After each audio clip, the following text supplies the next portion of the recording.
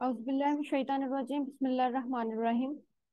आज जो मेरा टॉपिक है वो द फैमिली कोर्ट्स एक्ट 1964 का लेक्चर 2 है।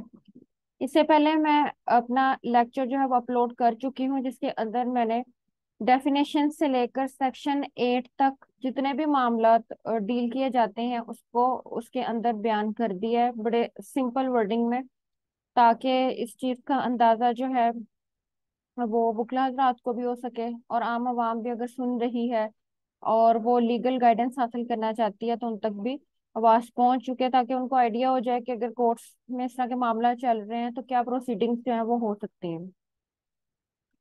तो अब जो मेरा कॉन्सेप्ट है इसके ऊपर जो अब मैं डिस्कशन करूंगी वो हमारा ये है कि जब दावा दायर किया जाता है, दावा जन अशुई, और अगेंस्ट में जो औरत है वो दावा दायर कर देती है तंसीख निकाह का, या अगर औरत दावा दायर करती है तंसीख निकाह का तो मर्द जो है उसके ऑपोजिट साइड पे जो अपने रिटर्न स्टेटमेंट जो है वो उठाता है, उसके अंदर वो जनशोई के मामला जो है उसको ऐड कर देता है।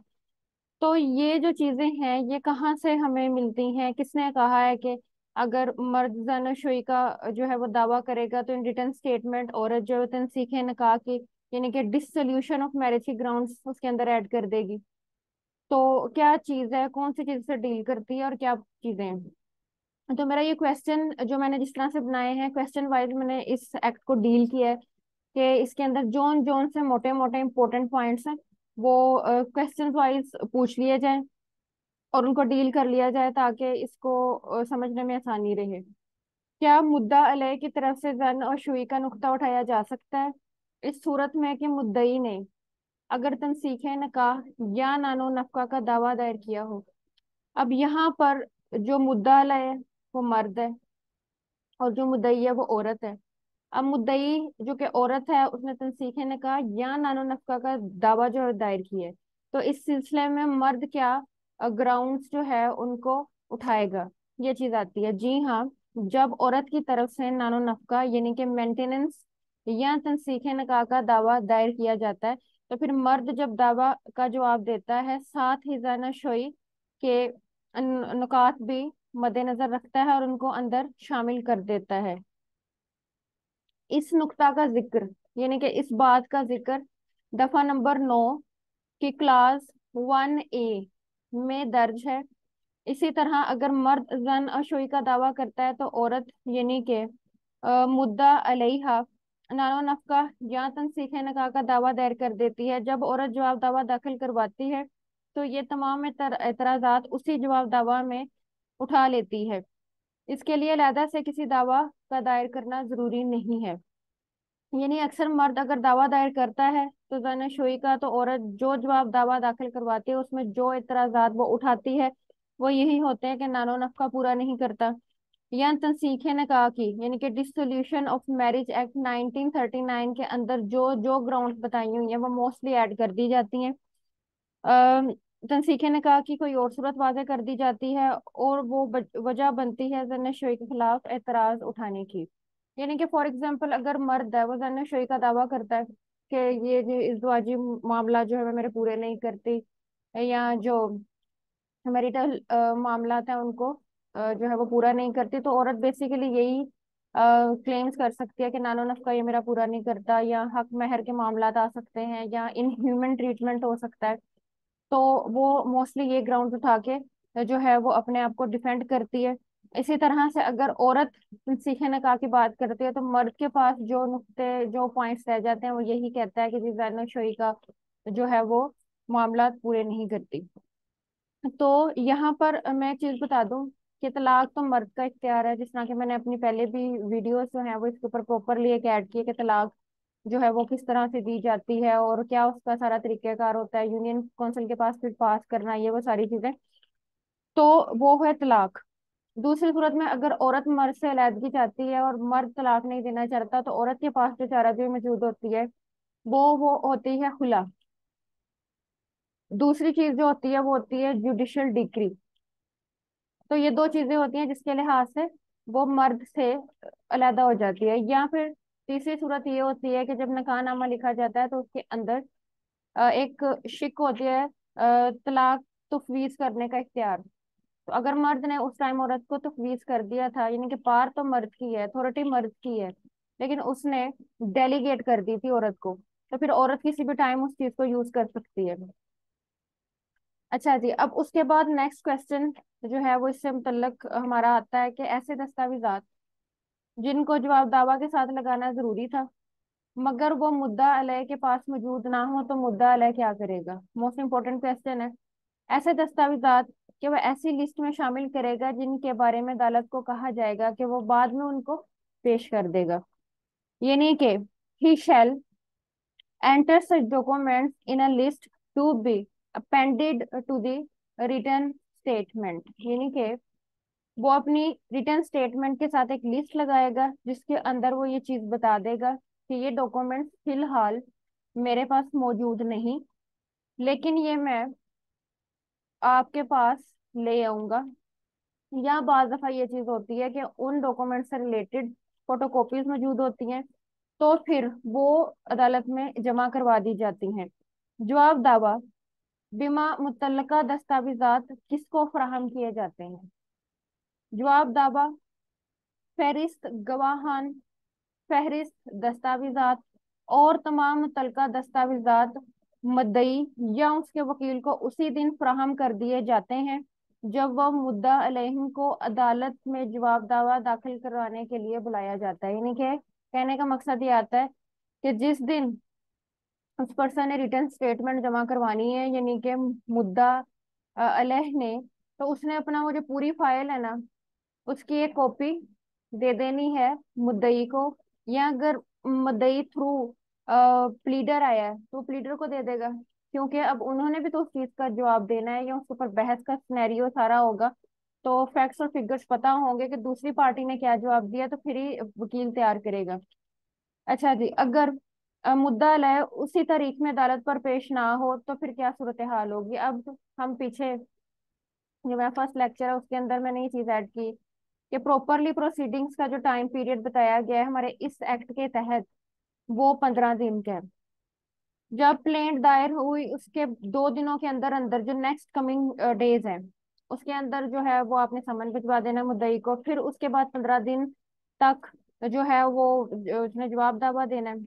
अब सूरत हाल ये हुई कि वो 15 डेज में आया नहीं, ठीक है, तो अदालत ये जांचेगी, अदालत फौरी तौर पे नहीं कह देगी कि उसकी नीयत नहीं थी या उसकी इंटेंशन पे किसी किसी का कोई होगा।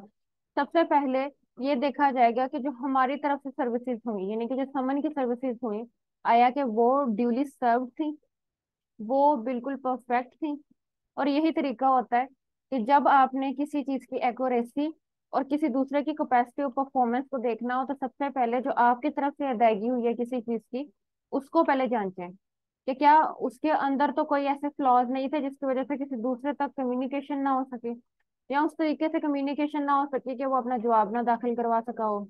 तो सूरत हाल क्या है? सबसे पहले तो ये देखा जाएगा कि आया कि समन दुरुस्त तरीका से मुद्दा अलाय तक पहुंचे हैं, कि क्या वो तमाम लाजमत और तरीकाकार को मद्देनजर रखा गया है। अगर ये बात वाज़ेह हो जाए कि समन बिल्कुल कानूनी तरीका से पहुंच चुके थे मगर इसके बावजूद भी मुद्दा अलय अदालत में पेश नहीं हुआ, तो ये बात जाती है कि फैसला एक तरफा हो सकता है, यानी कि एक्स पार्टी। ठीक है जी। अब क्वेश्चन है इसमें, क्या एक तरफा फैसला कानूनी नुक्ता नजर से बेहतर तस्वुर किया जाता है? चले, ये चीज हो गई, तो पॉइंट ये भी तो रेज हो सकता है ना कि उस सूरत में उसके कुछ हालात इस तरह के हों जिसे हम अ, कानूनी नजर में इनएविटेबल जो है वो रिस्पॉन्सिबिलिटीज कह सकते हैं, इनएविटेबल सर्कमस्टांसिस कह सकते हैं, कि जिसको वो ड्यू विजिलेंसी और ड्यू जो है वो डिलीजेंसी के बावजूद उसको अवॉइड नहीं कर पाया। तो ऐसे हालात भी तो हो सकते हैं, तो क्या सूरत हाल होगी? एक तरफा फैसला जो है उसकी क्या अहमियत होती है कानूनी तौर पे? कानूनी तौर पर जिस असूल को अमूमी तौर पर अपनाया जाता है वो ये है कि किसी को सुने बगैर उसके खिलाफ फैसला नहीं सुनाया जा सकता। जिसके बारे में हमारा जो मोस्ट इम्पोर्टेंट मैगजीन्स है और ये मोस्टली हमारी अदालतों में पेश किया जाता है। No one should be condemned unheard. लेकिन ये बात भी गौरतलब है कि जिसने इंसाफ के हसूल के लिए अदालत का दरवाजा खटखटाया है, क्या उसको इंतजार करवाना मुनासिब है? जबकि इसके बारे में भी हमारा एक मैगजीन है कि जस्टिस डिलेड, जस्टिस डिनाइड, यानी कि आप जिस चीज में जितनी देरी करेंगे उसका इम्प्लाइडली मतलब यही है कि आप वो देना नहीं चाहते, आप वो फराहम नहीं करना चाहते। तो दोनों ही तरफ तवाज़ुन की जरूरत है।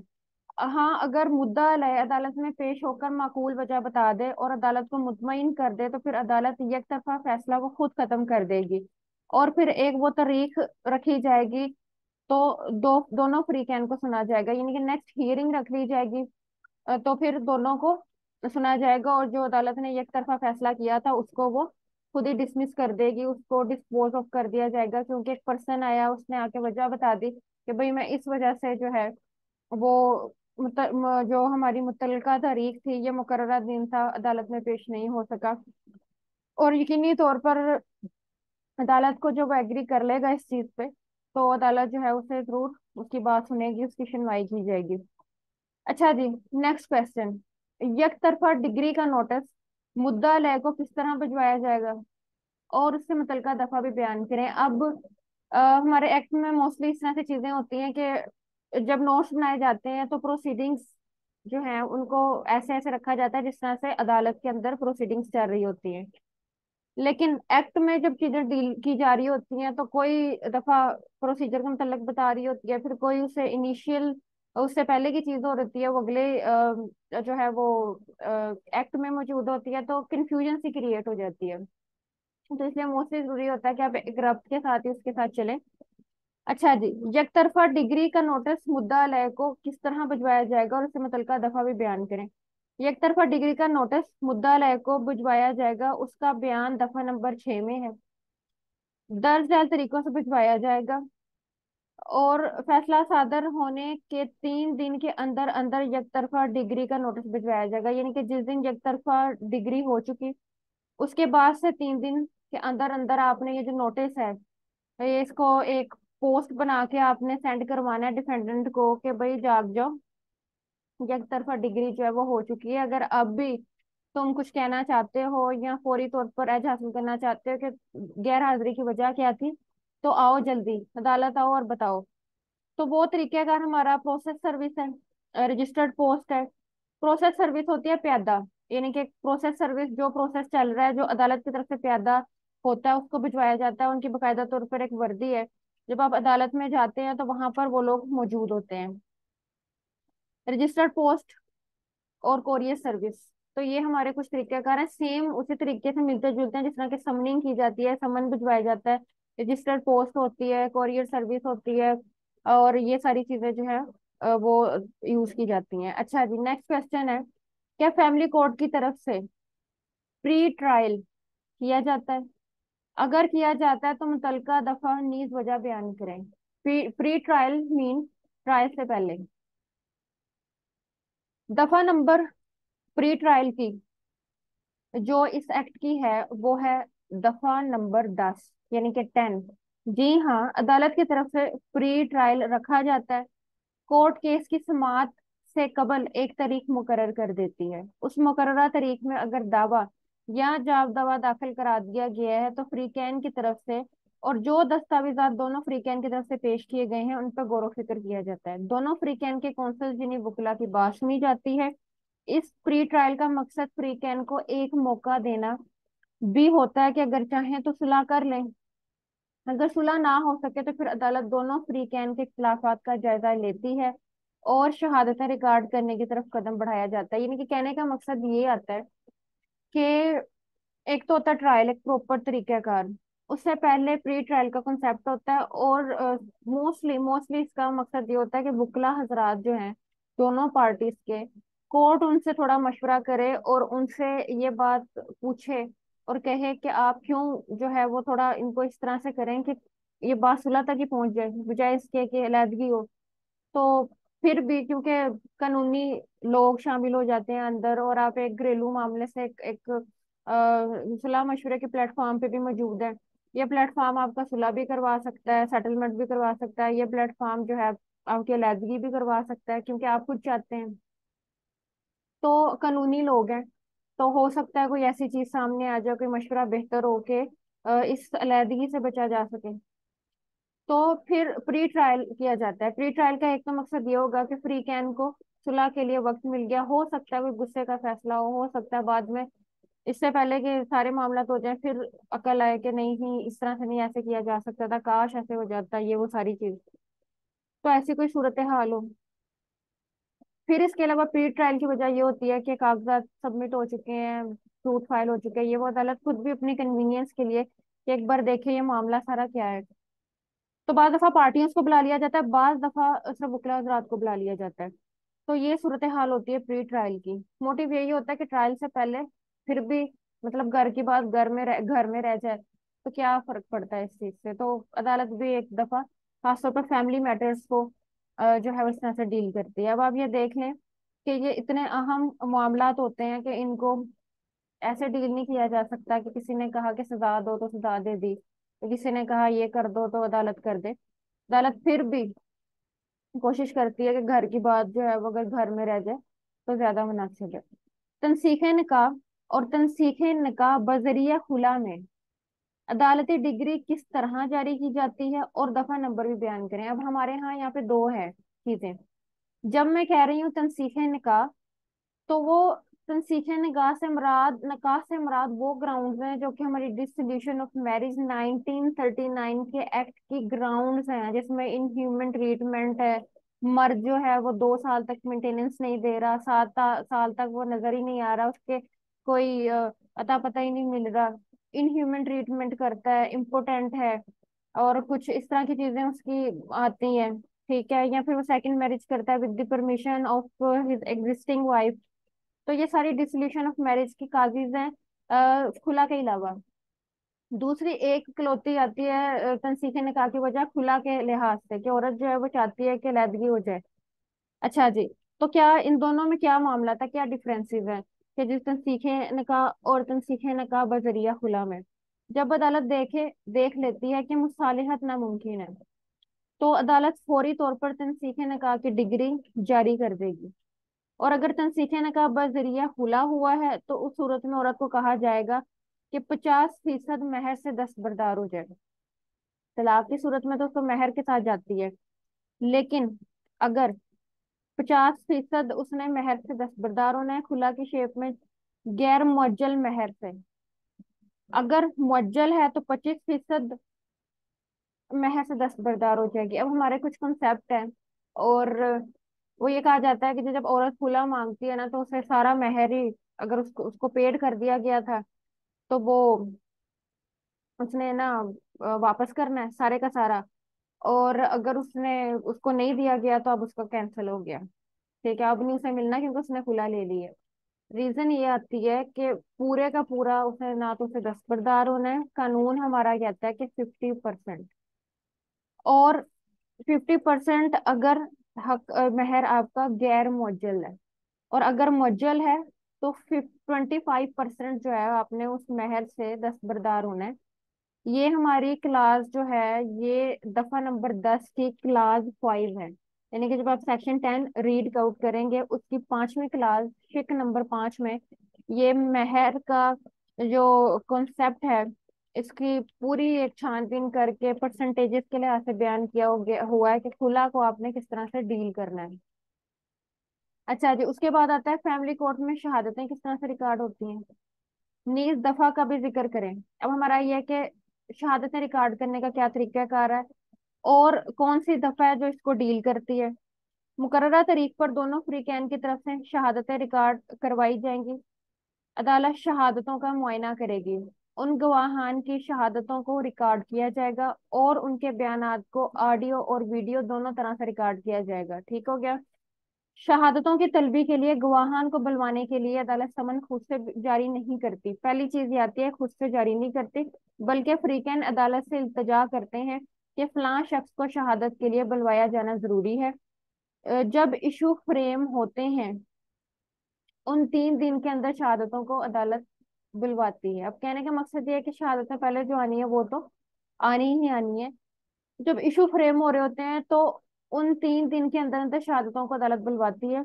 अदालत अगर देख ले कि वाकई ये फ्री किसी शहादत को खुद से नहीं बुलवा सकता, तो फिर अदालत के जरिए भी उसको बुलवाया जा सकता है। सबसे पहले चीज ये आती है, फर्स्ट पॉइंट ये है कि जो पार्टीज हैं उन्हें इस चीज का नॉलेज है ना कि भाई हमारे मुद्दे को, हमारा जो पॉइंट हमने रेज करना है, वो क्लेम जो हमारा है, वो कौन कौन लोग वहां पर मौजूद थे, उस किस्से को जानते हैं, उस वाक्य को जानते हैं, बहुत बतौर शहादत पेश हो सकते हैं।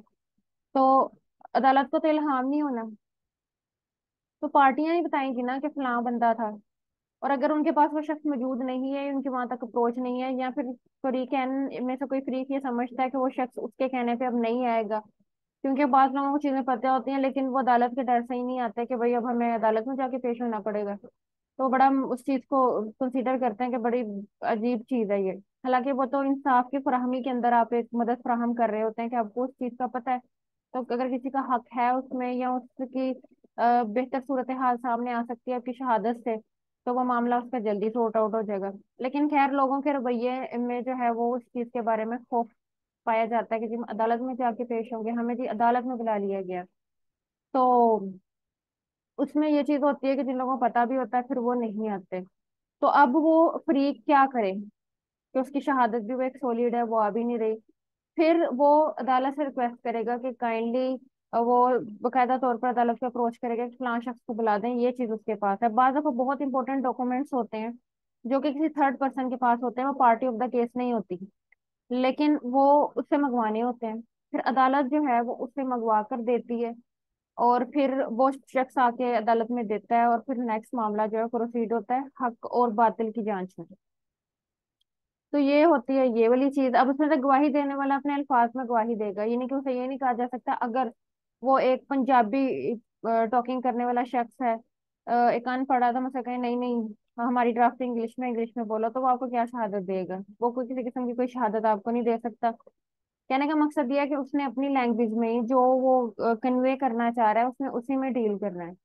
उसको समझना, उसको अच्छे अंदाज में जो है वो स्पेसिफाई करना, वो अदालत का काम है, वो जज हजरात का काम है, वो सुनने वालों का काम है, वो वकील हजरात का काम है।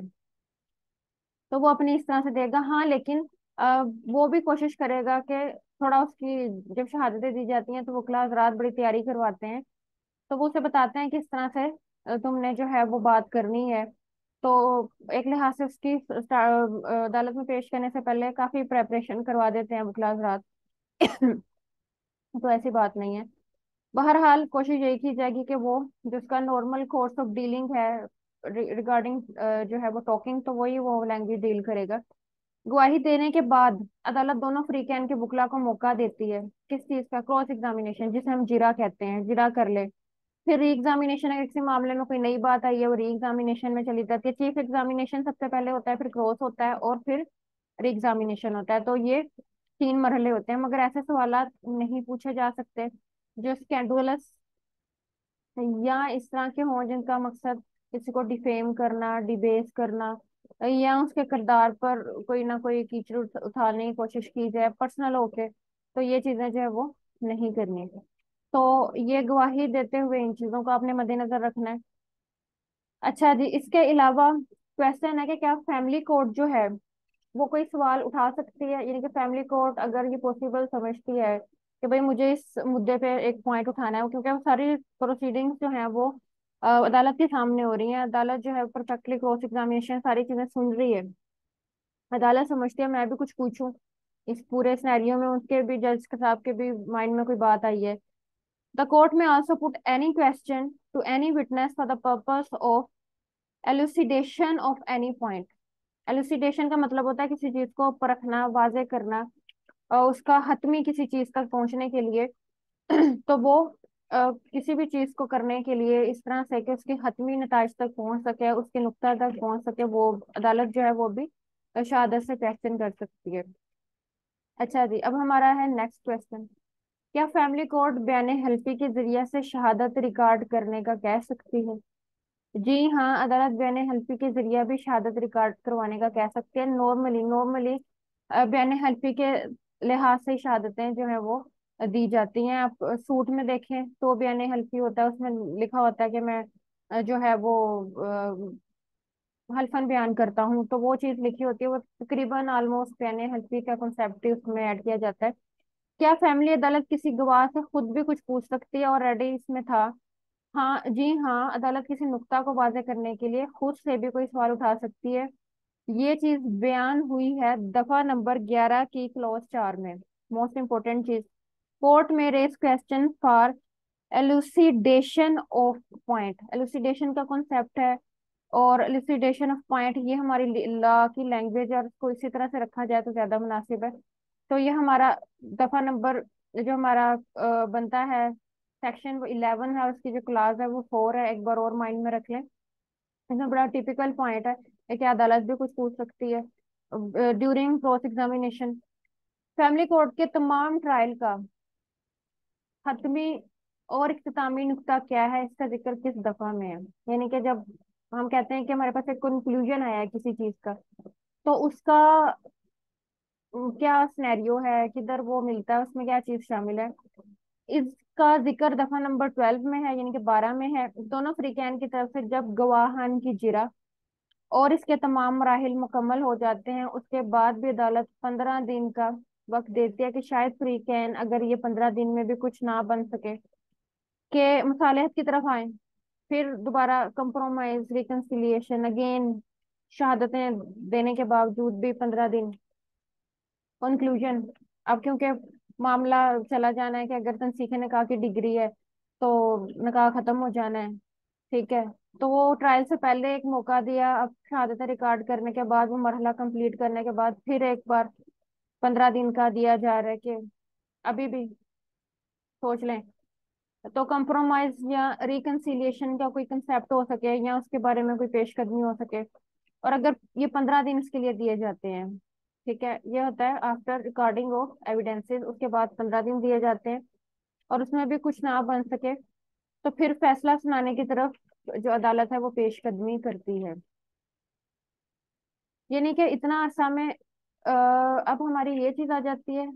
13 था, ठीक हो गया जी। अच्छा, हमारा नेक्स्ट उसमें आता है तनसीखे नकाब। तनसीखे नकाब बजरिया खुला के केस कितना अरसा में हल कर लेना अदालत की जिम्मेदारी है। यानी कि अगर आपके पास डिसोल्यूशन ऑफ मैरिज या डिसोल्यूशन ऑफ मैरिज थ्रू खुला का मामला आया है, तो मोस्टली आपने कितने अरसा में उसको हल कर लेना है, और इससे मुतल्लिका दफा का भी जिक्र करें। फैमिली कोर्ट के पास आइली मामला, यानी कि फैमिली जो हमारे मैटर्स हैं उसको उर्दू में, प्योर उर्दू में जो वर्ड यूज होता है, जो हमारी लैंग्वेज लॉ ऑफ लैंग्वेज में होता है उर्दू की लुगत में, आइली मामला। तो आइली मामला से मतलब जो भी मामला आता है कानूनी लिहाज से उसका दौरानिया 6 माह का अरसा है। यानी कि फैमिली कोर्ट की हतुल मकदूर ये कोशिश होती है कि उस अरसा में फैसला सादर कर दे, और इस चीज का बयान दफा नंबर 12 में है। यानी कि अगर हमसे पूछा जाए कि ज्यादा से ज्यादा, तो 6 माह का अरसा तो हमारे एक्ट ने दे दिया है ना, कि आप मामला को 6 महीने में डील करें। अगर कोई ऐसी सूरत हो जो कि अनयूजुअल हो, जो अनएक्सपेक्टेड हो, एक्स्ट्राऑर्डिनरी हो, तो फिर उस सूरत में हो सकता है कि हालात जो हैं वो इस तरह के हों कि आपको ज्यादा अरसा दरकार हो। अगर अदालत इतने अरसा में केस ना हल कर सके, मतलब 6 माह का अरसा दिया कानून ने दिया, तो उसमें नहीं कर सकी, तो क्या फ्री कैन के पास कोई चाराजोई मौजूद है? मतलब फ्री कैन में से कोई, जब उसे पता है कि जो 6 माह का अरसा होता है, फौरी तौर पर 6 माह का अरसा जो है वो तो गुजर गया, अब पार्टी को पता चला कि भाई मैं तो चाराजोई में जाऊंगा, तो क्या चाराजोई होगी? इसका बयान भी दफा नंबर 12 में है। हमारी जो इस एक्ट की 12 है हमारी सेक्शन, वो मोस्ट इंपॉर्टेंट है कि इसके अंदर बड़ी अहम चीजें, इसका ड्यूरेशन एक पूरा बताया है, टर्म बताई गई है, कितने अरसा में जो फैमिली कोर्ट है उसने अपनी काम जो है उसको प्रॉपरली कर लेना है। अच्छा जी, अब हम पढ़ रहे हैं कि जी 6 माह के अरसा में अदालत ने फैसला नहीं किया, मामला चल रहा है कि भाई इससे ज्यादा टाइम लग जाएगा। अब जो पार्टी है वो कहती है कि भाई 6 माह के अरसा में करना था, अब इतना टाइम लग गया है, क्यों ना कोई कदम उठाया जाए। तो उसका जिक्र है दफा नंबर 12 में। अगर फैमिली कोर्ट उतने अरसा में फैसला ना करे, तो फ्री कैन में से कोई भी एक शख्स दरख्वास्त देगा हाई कोर्ट को, और हाई कोर्ट से इल्तिजा की जाएगी कि ऐसी हदायत जारी की जाए कि मौत करो, यानी कि डायरेक्शन और जो है वो ऊपर से आएंगे उस अदालत के लिए कि भाई क्या वजूहत है कि आप 6 माह के अरसा में इस केस को हल नहीं कर सके। अगर अदालती डिग्री किसी रकम की अदायगी के बारे में है,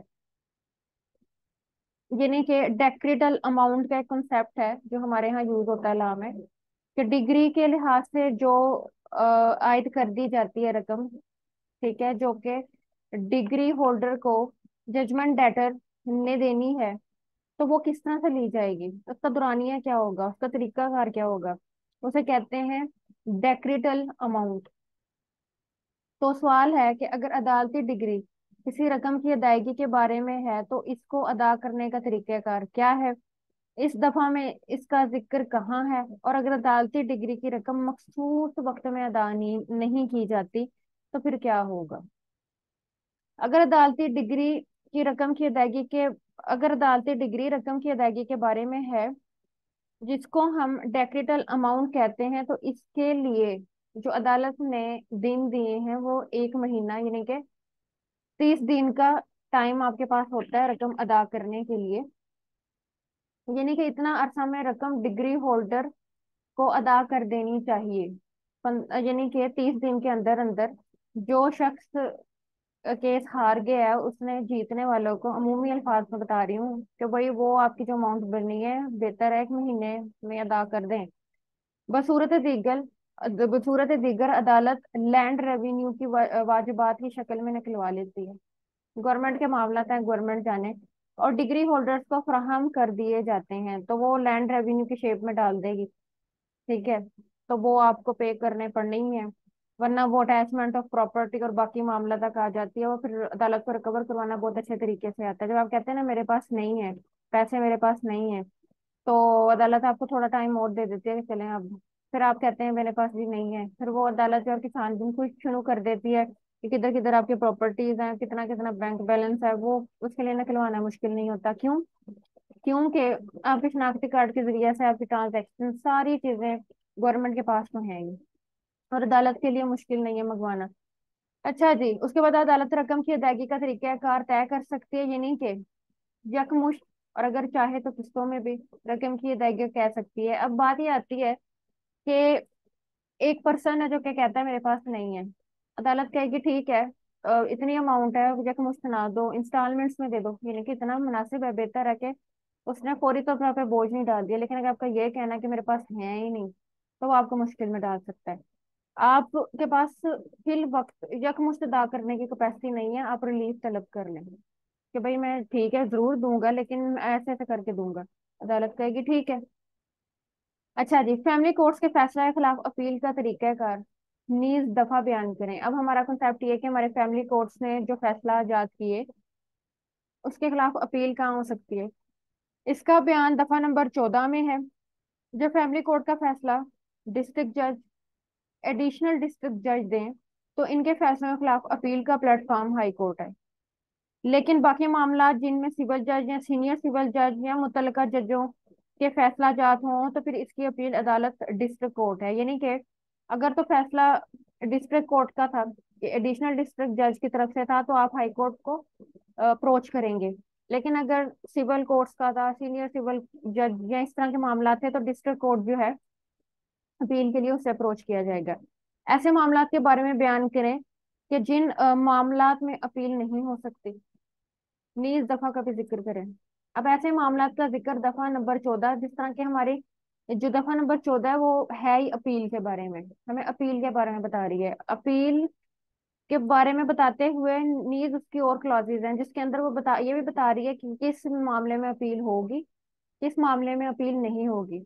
इस तरह से दफा नंबर 14 की क्लास 2A, 2B, 2C में दर्ज झैल चीजें दर्ज की गई हैं। नंबर 1, तनसीख निकाह का मामला हो जो कि खुला के जरिया हो, अपील नहीं हो सकती।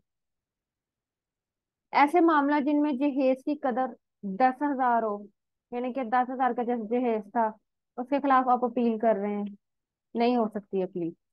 नानो नफका जो कि 5,000 या इससे कम हो, उससे ऊपर हो, आप अपील में जा सकते हैं। इसी तरह जहेज की कदर 10,000 से ऊपर हो, आप जा सकते हैं। लेकिन इसके अलावा जो मामला है उसके अंदर आप इसको इस तरह से डील नहीं कर सकते।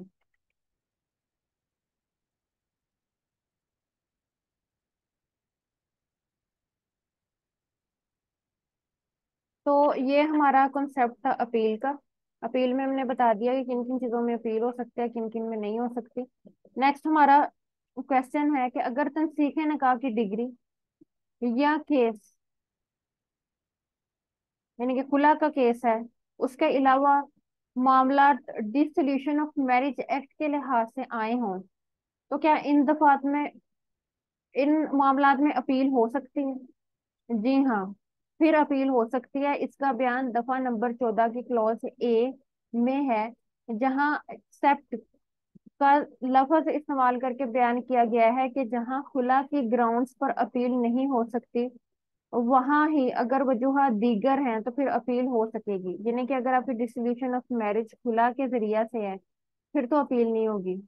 लेकिन अगर dissolution of marriage other causes है, फिर अपील हो सकती है। अच्छा जी।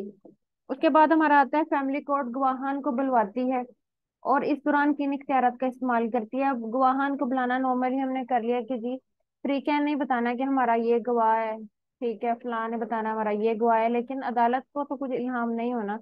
बट अब ये था कि एक पर्सन जो कि हमारी पार्टी ऑफ द कोर्ट है, और party of the, sorry, party of the suit है, और उसने अदालत को अप्रोच किया कि भाई फलां एविडेंस इंपॉर्टेंट है, आप उसे बुलाएं। अदालत ने अब कैसे बुलाना है, इसका बयान दफा नंबर 15 में है। यानी कि प्रॉपर तरीकेकार आपने देखना है कि अब अदालत किस तरह से अपना इख्तियार इस्तेमाल करने लगी है। वो है दफा नंबर 15, फैमिली अदालत का इख्तियार है कि अगर वो चाहे या फिर किसी फरीक की दरख्वास्त पर किसी शख्स को बतौर गवाह बुलवा सकती है। और इस मामला में दफा नंबर 133 ज़ाब्ता दीवानी का इतलाक भी किया जा सकता है। यानी कि हमारी जो दफा 133 है ज़ाब्ता दीवानी की, उसको इतलाक भी मद्देनजर रखते हुए उसको डील किया जाएगा। ऐसे गवाह जिनके बारे में अदालत ये समझती हो कि उनको बलवाना वक्त जाया करने के मुतरादिफ है, या कोई पार्टी वक्त जाया करवाने के लिए किसी को बुलवा रही है, तो अदालत ऐसी शहादत को रोक भी सकती है। कहने का मकसद है यहाँ पे वो बुलवा सकती है, वहां पे वो रोक भी सकती है, जब वो पता चले कि ये ऐसी शहादत की तो जरूरत ही नहीं थी, ऐसे पॉइंट को तो करने की जरूरत ही नहीं थी, तो उसके लिए शहादत बता रही है, ये तो वक्त का ज़िया है।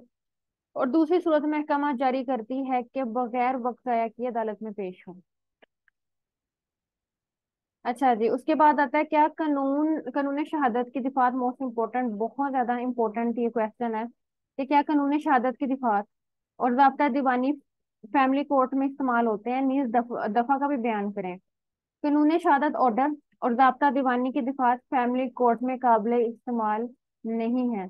ज़ाब्ता दीवानी की दो दिफात, यानी कि 10 और 11 को मद्देनजर रखा जाता है, और इस स्टेटमेंट का बयान, ये चीज हमें मिलेगी दफा नंबर 17 फैमिली कोर्ट्स एक्ट 1964 में, तो जहाँ पर बताया गया है हमें कि कानून शहादत ऑर्डर और ज़ाब्ता दीवानी की दिफात फैमिली कोर्ट्स में इस्तेमाल नहीं होते। ओथ एक्ट 1872 की कौन सी दिफात फैमिली कोर्ट की अहम दिफात समझी जाती है? अब ये ओथ के बारे में है। बहुत से मामला ऐसे हैं जो हलफ पे लिए जाते हैं, तो इसके अंदर जो हमारा एप्लीकेबल एक्ट है वो ओथ एक्ट 1872 का है। तो उसके अंदर ओथ एक्ट 1872 की दफा नंबर 8 से लेकर 11 तक तमाम दिफात फैमिली कोर्ट की प्रोसीडिंग्स में इस्तेमाल होती है। अच्छा जी। नेक्स्ट हमारा क्वेश्चन है नानो नक्शा के केस के बारे में आप क्या जानते हैं? नीज मुतलका दफा का हवाला भी दें। अब हमारी नानो नक्शा मेंटेनेंस का मामला है, तो ये किस तरह से सॉर्ट आउट किया जाता है मामला, किस तरह से फिक्सेशन होती है, इसकी सारी चीजें हम ऐड करेंगे। सबसे पहले तो देख लें इससे रिलेटेड दफा कौन सी है। इससे रिलेटेड दफा है 17A। इस केस में अदालत बच्चों और बीवी का महाना नानो नफका लगा देती है, जिसको इंटरम मंथली मेंटेनेंस कहते हैं। अब ये कॉन्सेप्ट ये है, इंटरम मंथली मेंटेनेंस। अब इसे इंटरम मंथली मेंटेनेंस क्यों कहा जाता है? क्योंकि ये नानो नफका उसको हर माह के 14 दिन के अंदर अदा करना होता है, इसलिए इसको हमें कहा जाता है कि इंटरम मंथली मेंटेनेंस। इसका जिक्र है 17A में। अब ये चीज आ गई, अगर मर्द नानो नफका अदा करने से कासिर हो तो अदालत इसका राइट ऑफ डिफेंस खत्म कर देती है। यानी कि जो उसकी राइट ऑफ मेंटेनेंस है ना औरत का, वो इतना बेसिक राइट है कि अगर मर्द कह दे कि मैं नहीं अदा कर सकता, तो औरत फिर उसका राइट ऑफ डिफेंस खत्म कर देती है और अपना फैसला औरत के हक में सुना देती है। फिर दावा में औरत ने नानो नफका के लिहाज से जो क्लेम किया था, मतलब जो रकम उस औरत ने क्लेम की थी या उसकी इस्तदा की थी, अदालत उतना ही मुकर्रर कर देती है और उसको हतमी करार देती है। अगर चाहे तो इसके अलावा अदालत उसको भी बढ़ा सकती है। यानी कि हो सकता है कि जब कंप्लेंट दायर हुई हो तब जो नानो नफका मांगा गया था अब के हालात का साथ ना दे, तो फिर अदालत मौजूदा हालात को मद्देनजर रखते हुए उसको बढ़ा देती है। इसको इस पॉइंट पे जब हम कहते हैं कि ये क्या कॉन्सेप्ट कहलाता है, तो इसको हम कह सकते हैं कि raise amount due to afflux of time. Afflux of time से मुराद ये है कि बदलते हालात के मुताबिक। फॉर एग्जांपल, अगर आज से कुछ अर्सा पहले, 4-5 साल पहले की बात है, तो उसका नानो नफका जो है, थोड़ी मेंटेनेंस की बात है, फास्ट मेंटेनेंस की बात भी होती है, तो वो इनफ होते थे। लेकिन आज के हालात में वो उतने इनफ नहीं है। तो उसने ये चीज देखनी है कि आया कि मौजूदा हालात के लिहाज से ये जो अब की पेमेंट, जो पिछले की पेमेंट क्लेम की हुई थी, कि अब के हालात के लिहाज से ओके है, क्या ये अब के हालात में साथ दे रही है ये जो मेंटेनेंस फीस। तो ये सूरत हाल होती है। तो अदालत जो है उस तरह से मद्देनजर रखती है, उसको फिर बढ़ा देती है और हर साल यानी कि सालाना तौर पर इसमें इजाफा किया जाता है। और सालाना बढ़ोतरी का अगर अदालत नहीं भी कहती बाय वर्ड्स के जी तुमने सालाना बढ़ाना है, तो और ऑटोमेटिकली मंथली सालाना तौर पर जो है उसकी शरह बढ़ती रहती है, बढ़ोतरी होती रहेगी। तो ये इसका कॉन्सेप्ट होता है। सबसे पहले तो चीज ये आती है कि अदालत जो है वो मर्द का स्टेटस देखते हुए उसे कहती है कि भाई आप इतने दे दें। ठीक है, कि तुम पे भी बोझ ना है, उनका बोझ भी बढ़ता रहे। लेकिन अगर जहाँ पे हो कि भाई मैं नहीं दे सकता, फेयर रिजेक्शन, बिल्कुल सॉरी फेयर नहीं, क्लियर रिजेक्शन, तो फिर अदालत जो है फिर कहती है ठीक है, जो शख्स प्रे कर रहा है कि जी मुझे ये जो है वो मामला किया जाए या मुझे ये मेरा हक बनता दिया जाए, तो फिर भाई वही दो। ठीक है, फिर अगर तुम इतनी इतनी अमाउंट नहीं दे सकते तो फिर वो ठीक कह रही है, फिर मजीद बढ़ा दी जाती है, फिर हालात वाकया के मुताबिक बढ़ा दी जाती है। तो नानो नफका जो है वो हर सूरत में मर्द ने देना है, और चाहे उसके कोई भी कैपेसिटी हो अपने कैपेसिटी के लिहाज से देगा, लेकिन वो माफ नहीं हो सकता। क्या अदालत नानो नफका की हद मुकर्रर करते वक्त मर्द के मामला को मद्देनजर रखेगी और इसकी जांच किस तरह से करेगी? जी हाँ, अदालत मर्द का जरिया आमदन, गुजर औकात, आमदन और अखराजात ऐसे मामला को परखती है और इस मकसद के लिए मुतल्लका कागजात जो कि उसके काम की नौयत, किसी अदारा में अगर वो काम करता है उससे मुतल्लक हो, वहाँ की स्लिप, तो तमाम मामला को अदालत में लाने का कहेगी। इस तरह मर्द मुद्दा अलय की सूरत हाल वाज़ेह हो जाएगी और इस मकसद के हसूल के लिए अदालत कमीशन मुकर्रर करेगी जो कि तमाम हालात का जायजा लेगा और जिसमें मर्द की प्रॉपर्टी, उसकी नौकरी, हर तरह के जो उसके इनकम के सोर्सेज रिसोर्सेज हैं उसका जायजा लिया जाएगा। तो जी ये हमारा जो था, ये था हमारा फैमिली कोर्ट का एक्ट, उसका दूसरा लेक्चर था।